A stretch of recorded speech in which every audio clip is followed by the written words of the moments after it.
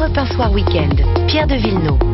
Les débats de Panorama jusqu'à 19h sur Europe 1, et si se profilait lentement une guerre de religion. Mais oui, puisque jamais au cours d'une semaine, qui en plus marquait en l'occurrence la fin du Ramadan, on avait plus mis en exergue la religion dans les violences qu'on a vues, qu'on a entendues, qu'on a relatées ici même sur Europe 1. À Bordeaux, ce jeune Afghan qui tue des Algériens parce qu'ils boivent de l'alcool.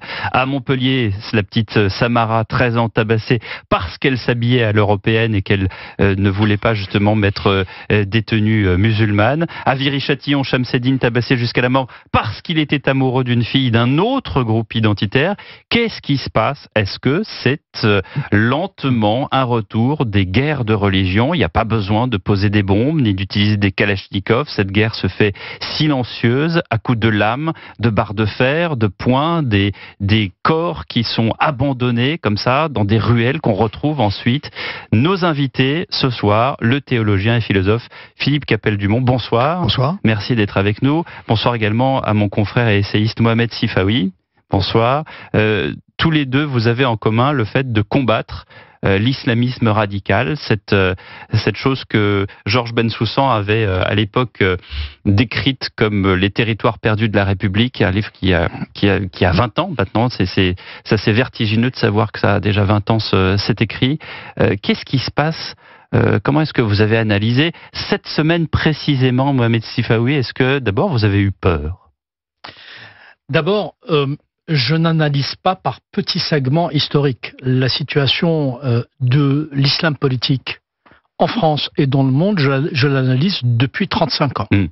Ce qui s'est passé cette semaine est dans une sorte de cohérence et continuum idéologique que j'observe pour ma part depuis la fin des années 80. Sauf que là, ce sont des enfants de 13 ans, 15 ans, c'est très jeune aussi. Oui, mais désolé d'être un peu rabat-joie, pour moi, ce n'est pas nouveau. Pour moi, ce n'est pas nouveau. Vous savez, j'ai commencé ma carrière en Algérie. Il est dommage que la société française, et notamment ses élites, n'aient pas regardé de très près ce qui s'y était passé dans les années 90. Durant les années 90. On a considéré que c'était un conflit entre musulmans et que de ce point de vue, les Européens, les Occidentaux n'avaient absolument rien à y voir. Et quand il était question de prendre parti, il y a eu certaines ambiguïtés. Je vous rappelle que tout ce que nous avons vécu en France et tout ce qui a été vécu, y compris récemment en Israël, s'est déroulé en Algérie. Des massacres de villageois, l'assassinat de religieux. Les premiers catholiques qui ont été tués en Algérie, c'était en décembre 1994. 4 prêtres catholiques, 3 Français et 1 Belge. Quelques mois plus tard, en mars 1996, nous avons eu le drame des moines de Tibéride.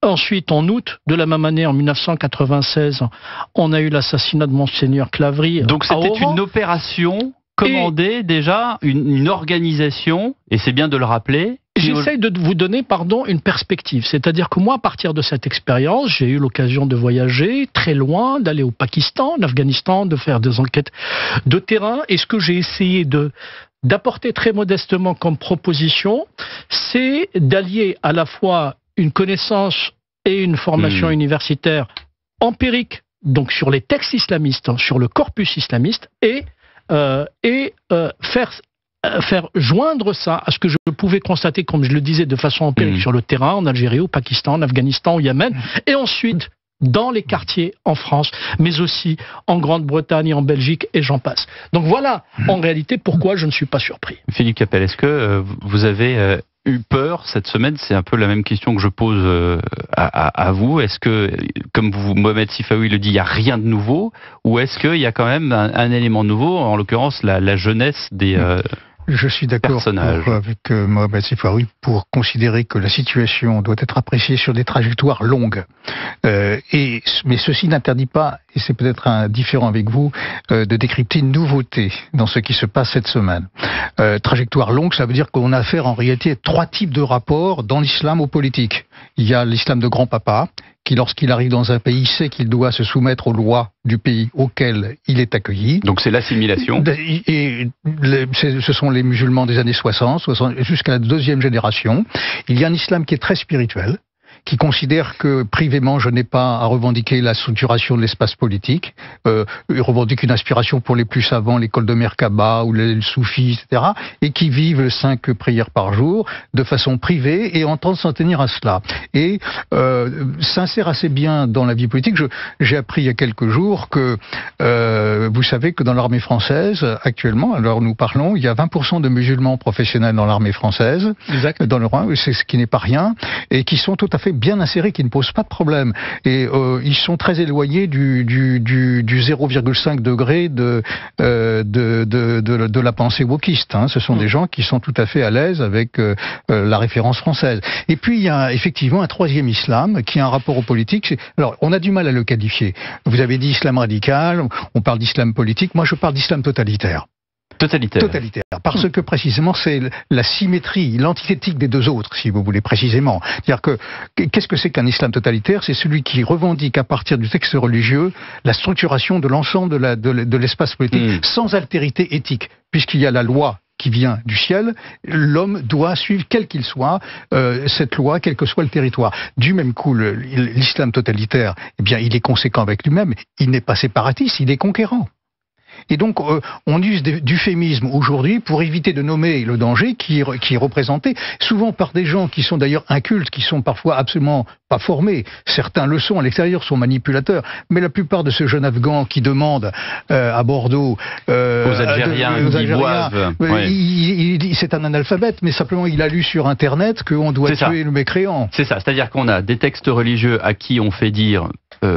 pas n'importe quoi, mais il y a plusieurs lectures des textes religieux, et en l'occurrence des textes coraniques, et après, il y a soit les imams qui prêchent un peu ce qu'ils veulent, et il y a eu différents exemples ces dernières semaines, ces derniers mois en France, notamment l'imam Majoubi qui a été renvoyé en Tunisie et qui, jusqu'à nouvel ordre, ne reviendra pas en France, et puis Mohamed Sefaoui, il y a les réseaux sociaux, les fameux réseaux sociaux.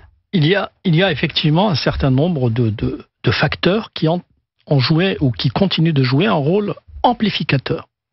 Et en vérité, nous ne sommes pas en désaccord. Je suis totalement en accord avec ce que vous dites. C'est-à-dire que nous devons effectivement analyser le continuum. Parce que je n'ai pas terminé. Oui, nous devons mais vous terminerez dans un instant. Nous devons continuer, nous devons analyser ce phénomène. Oui. Et effectivement, c'est un totalitarisme. Et quand on le dit, ce n'est pas un abus de langage, c'est pas pour être dans l'excès. C'est véritablement l'approche scientifique, selon les critères que l'on apprend dans les instituts de sciences politiques, qui nous enseignent de dire, ou qui nous incite à dire, que l'islam politique, l'islamisme, comme on l'appelle communément, est un totalitarisme. C'est pas la peine de rentrer, ça serait compliqué dans les débats, je dirais trop savants, mais c'est un totalitarisme. Il n'y a pas de discussion. Partant de là, effectivement, la question qui se pose au-delà des réseaux sociaux, c'est aujourd'hui l'interrogation légitime. C'est que nous avons une population qui veut comprendre. Et hier, sans trahir une discussion que nous avons eue au téléphone avec Pierre de Villeneuve, on a commencé à discuter un petit peu parce qu'il voulait avoir mon avis.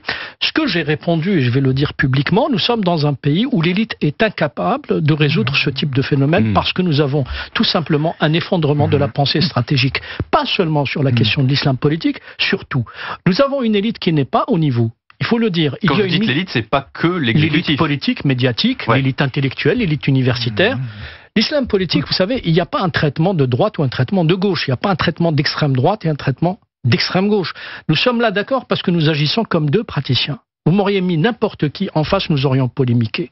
C'est ça la différence. La différence, c'est qu'aujourd'hui, nous sommes dans un pays de la petite phrase, je vous ai pas mis un polémiste parce qu'ici, à Europe 1, on dit la vérité. Donc, non, mais on essaye surtout d'être constructif. Et on fait de la pédagogie, on essaie d'expliquer aux gens ce qui se passe réellement. De répondre à l'attente légitime de la société qui veut comprendre des phénomènes complexes. Nous devons lui dire, et je terminerai juste par ça, effectivement qu'il y a plusieurs niveaux. Il y a les musulmans, il y a des musulmans qui eux-mêmes souffrent de l'islam politique, c'est-à-dire des gens qui sont croyants et pratiquants, mais qui ne représentent absolument aucun danger pour personne. Il y a ceux qui sont dans une approche conquérante. Et il y a effectivement ceux, alors les salafistes... Et les premiers sont les victimes des deux. Et les premiers sont les victimes des seconds. Enfin, tout le monde est victime. Enfin, tout le monde est victime de l'islamisme. Pas seulement. Accessoirement aussi ceux qui ont un culte, j'allais dire, modéré. Peut-être qu'on aura l'occasion de l'exprimer. Il y a 5 grands chapitres désignés comme cible dans la littérature d'islam politique. Si vous voulez, je vous en parlerai après pour ne pas monopoliser la parole. Mais toujours est-il, c'est que nous avons effectivement un totalitarisme qui vise indistinctement un peu tout le monde. Je vais aller un petit peu plus loin parce que je revendique pour ma part de pouvoir déchiffrer une nouveauté dans ce qui se passe dans la mesure où nous voyons à travers cette semaine symboliquement une importation d'un conflit qui est déjà présent dans les pays musulmans, mais qui arrive en Europe, à la faveur de l'espace démocratique. Pourquoi ? Parce que des musulmans que vous avez qualifiés de modérés, en tout cas que j'appelle pour moi spirituels, qui acceptent les lois de la République, se sentent une autorité nouvelle dans l'espace démocratique d'expression. Et donc, qu'est-ce qui se passe-t-il en ce moment ? Il se passe l'importation d'un conflit déjà ancien, mais qui trouve désormais en France un espace d'expression. Et je pense que ce conflit va s'élargir, va se prononcer dans les mois et les années qui viennent. Parce que je considère que les musulmans qui ne relèvent pas de cet islamisme totalitaire vont demander la parole. Et il faut absolument souhaiter qu'il en soit ainsi. Alors, vous êtes sûr de ça ? Vous êtes sûr de... Quand il y a eu le 7 octobre, on s'est quand même beaucoup posé la question, que faisaient les musulmans modérés à ne pas réagir à la barbarie perpétrée par le Hamas, qui en l'occurrence, je parle sous votre contrôle, Mohamed Sifawi, est un mouvement terroriste qui a lui-même une lecture de certains textes en disant, ben voilà, on nous demande de faire ceci, en nous demandant de tuer les mécréants, de tuer tout ce qui n'est pas en rapport avec notre idéologie. Pourquoi est-ce que les musulmans modérés, alors on sait qu'il n'y a pas de clergé pour les musulmans, pourquoi il n'y a pas eu une marche dans Paris ou dans plusieurs villes de France en disant nous ne revendiquons pas de ça? Parce que, si vous voulez, il y a une sorte d'injonction contradictoire. Bon, ça vous a pas échappé. Je suis d'origine algérienne, je m'appelle Mohamed Sifawi. Dans l'esprit de certains, je serais de fait musulman. En fait, il a fallu que je dise que j'ai un rapport à cette religion et aux autres assez détaché pour que les gens comprennent tout simplement que musulman chez moi, c'était pas un métier. Que même si j'étais spécialiste des mouvements islamistes, c'était pas ma foi, et que lorsque je vais manifester, je ne souhaiterais pas qu'on considère que je manifeste qualité religieuse ou prétendument religieuse, mais en tant que citoyen. Et donc l'injonction contradictoire, si vous voulez, c'est que nous sommes dans un pays laïque, effectivement, une république où l'on demande à juste titre aux gens de s'intégrer, voire de s'assimiler. Il se trouve que l'assimilation est de fait une invisibilisation d'un point de vue identitaire, puisque nous appartiendrons on renonce à certaines choses. Voilà. Alors, quand les gens vont manifester sans, je dirais, et à juste titre, brandir un slogan en disant les musulmans modérés, démocrates, qui aiment la République sont là. Enfin, ça serait ridicule. Moi, j'ai manifesté aux côtés de mes amis et aux côtés de plusieurs personnes qui étaient là. Mais vous ne répondez pas à ma question. Pourquoi est-ce qu'il n'y a pas eu... Je suis en train de répondre. Pourquoi est-ce qu'il n'y a pas eu un mouvement général ? Le mouvement général n'aura jamais lieu. Pourquoi ? Parce que tout simplement, nous ne sommes pas en train de voir la tangente qui est en train de prendre, notamment dans les quartiers les plus compliqués, la pensée anti-républicaine qui est en train de s'installer comme une norme, soit par la conviction, soit par la pression. Ça veut dire que les musulmans modérés acceptent ce que disent l'islam radical, ou est-ce qu'ils ont peur des représailles de l'islam radical ? Je vais encore essayer d'être plus clair. Pour exprimer la pensée qui est la mienne, ça fait 21 ans que je suis sous protection policière. Ça n'a gêné personne.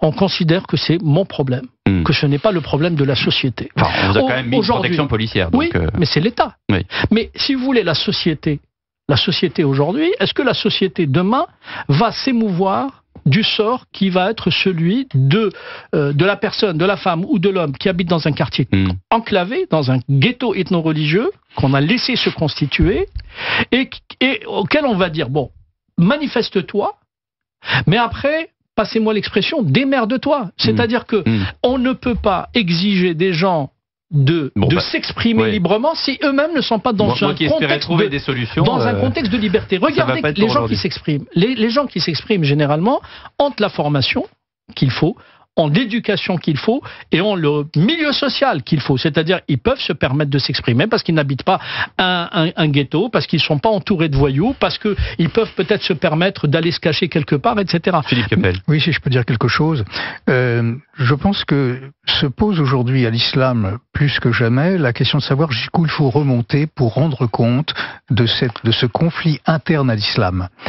Faut-il remonter simplement à des considérations sociologiques, politiques, ou est-ce qu'il faut interroger aussi le corpus de référence, les hadiths, le Coran. Vous savez comme moi, car vous êtes savant sur ce sujet, que le Coran comporte des contradictions internes objectives que les imams assument totalement. Par exemple, la sourate 2, 256, point de contrainte en matière religieuse, mais en même temps, vous avez en 1996 le Conseil des ministres arabes de justice qui confirme dans le code pénal qu'il faut tuer les apostats. Donc, si vous voulez, on a là des contradictions objectives. Donc, la question que je pose, mais d'un point de vue scientifique, je veux dire, jusqu'où faut-il remonter pour rendre compte de ce conflit qui, à mon avis, est structurel, qui n'est pas simplement anecdotique ou accidentel. Et donc, c'est aux musulmans de répondre à cette question-là. C'est pas, voilà. Et je vais essayer de vous répondre. C'est ce que j'essaie de faire à mon modeste niveau. Je suis partisan de renverser la table. Moi, je ne suis pas partisan d'un compromis. Moi, je ne discute pas avec les totalitaires. Parce que si on part du principe que c'est un totalitarisme, et c'est mon point de vue depuis au moins 20 ans, je l'ai écrit, je l'ai rappelé, je l'ai dit dans des émissions télévisées, radio, etc. Aujourd'hui, si vous avez face à vous un totalitarisme, et c'est un totalitarisme, il faut un vainqueur et un vaincu. Et moi, je ne veux pas être dans la peau du vaincu. Et c'est pour ça que j'ai l'attitude intellectuelle qui est la mienne. Moi, je considère qu'il n'y a absolument aucune négociation, aucune discussion, aucun compromis possible avec c'est là que je rejoins la question de Pierre de Villeneuve, parce que vous avez commencé l'entretien en nous questionnant sur la peur. Mais il y a deux types de peur. Il y a la peur. Moi, j'ai connu un collègue à la Sorbonne qui enseignait la philosophie musulmane, qui m'a avoué qu'il s'était auto-censuré pendant toute sa carrière, par crainte de sa propre existence. Alors, c'est ce qui se passe dans les écoles aujourd'hui. Oui, il y a la peur qui réelle. Mais il y a autre chose, un autre phénomène très français il faut surtout avoir peur de la peur. Il faut surtout pas dire qu'on a peur. Donc on va expliquer, écoutez, non, c'est des raisons psychologiques. S'il a attaqué, c'est simplement parce que c'est un jeune qui est analphabète, etc. On ne veut pas avoir peur. Donc on a peur de la peur. Et ça, c'est un vrai. Dans les médias, peut-être pas celle où je me trouve en ce moment, mais dans les médias, vous avez tout un discours lénifiant. Vous savez, il y a toujours eu la peur, puis la peur est un stimulus, vous comprenez, la peur c'est biologique, c'est pas très grave. Et que fait-on à ce moment précis? Moi je termine ma phrase, on supprime l'objet de la peur. Vous savez, je comprends absolument ce que vous dites, je comprends les questions de notre ami Pierre de Villeneuve. Je vais vous dire une chose, c'est que depuis maintenant 25 ans que je porte cette parole en France. Je ne pense pas que vous ayez en face de vous un excité ou un excessif. Et pourtant, mes pires adversaires, ça n'a pas été les islamistes. Les islamistes, ils veulent me tuer. Ça a été l'intelligentsia parisienne. Ça a été les journalistes. Ça a été les commentateurs. Ça a été les éditorialistes. C'est ce que je suis en train de vous dire. C'est à chaque fois la disqualification. Alors, et je ne suis pas le seul à subir ça. La disqualification de cette parole, c'est-à-dire qu'on accorde beaucoup plus de crédit à la parole d'un islamiste en France que la parole d'un démocrate. Mohamed Sifaoui et Philippe Capel, il y a juste une question. On a dit les élites essayent de régler le problème avec un dogme, c'est la laïcité. La laïcité revient, et l'exemple, je veux dire, flagrant, ça a été cette vidéo filmée par cet intérimaire qui s'est pointé dans une boutique Geox à Strasbourg et qui a dit « Mais si, monsieur, j'ai le droit parce que c'est liberté, égalité, fraternité. » D'abord, est-ce qu'on ne mélange pas tout, premièrement? Et deuxièmement, est-ce que la laïcité peut régler les problèmes? En très peu de temps, malheureusement. C'est souvent le pot de terre contre le pot de fer dans ces situations. Et vous avez raison, l'islam totalitaire, c'est le pot de fer. Il est dangereux. Bon, vous avez des manipulations. Il faudrait regarder de près si cette jeune fille a été manipulée ou pas par des courants extérieurs. C'est un autre sujet, je n'ai pas l'information à ce sujet. Mais en réalité, ce qui se passe aujourd'hui tient à ce que nous ne voulons pas entend ce que la laïcité a de meilleur, je rappelle quand même qu'elle est liée à l'Occident. On aime, on n'aime pas. Je regrette pour ma part que les anciens musulmans, enfin les vieux musulmans, n'aient pas plus d'autorité pour faire valoir justement un principe qui est très présent dans le Moyen-Orient, le respect de la loi de pays dans lequel on arrive. Bon, aujourd'hui, non, on voit bien que bon, tout ça, on a perdu la partie. Donc je ne sais pas très bien comment les choses. Alors, je rappelle simplement que la laïcité, puisque vous m'interrogez, moi j'ai écrit 2 bouquins là-dessus.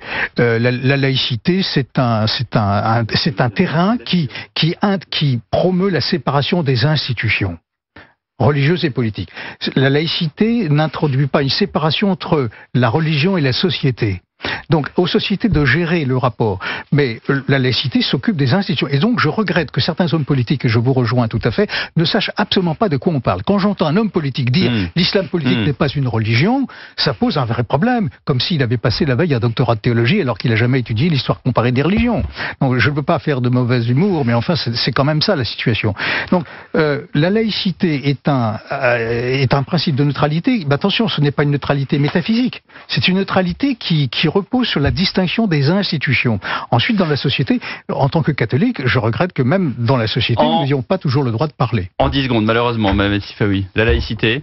La laïcité, moi j'y crois profondément, pas en tant que dogme ni en tant que religion, mais en tant que rempart dans certaines situations. Mais là où je suis d'accord avec vous, on ne peut pas tout mettre sur le dos de la laïcité. Elle ne peut pas être l'alpha et l'oméga de notre lutte légitime et nécessaire contre l'islamisme. L'islamisme, il faut mobiliser des citoyennes et des citoyens afin tout simplement que les résistances s'opèrent en puisant ces réponses dans le corpus républicain, dans le corpus démocratique, pas dans autre chose.